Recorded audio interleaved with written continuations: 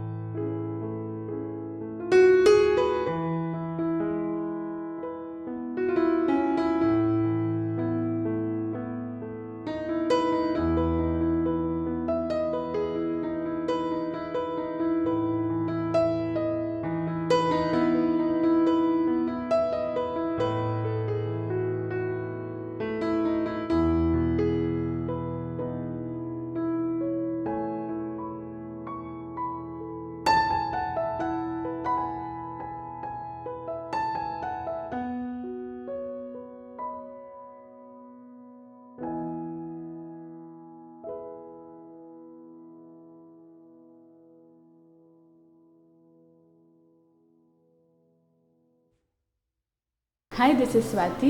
Like చేయండి, share చేయండి, comment చేయండి అండ్ సబ్స్క్రైబ్ చేయండి TV. Hi, this is Monica. Please like, share and subscribe GRTV.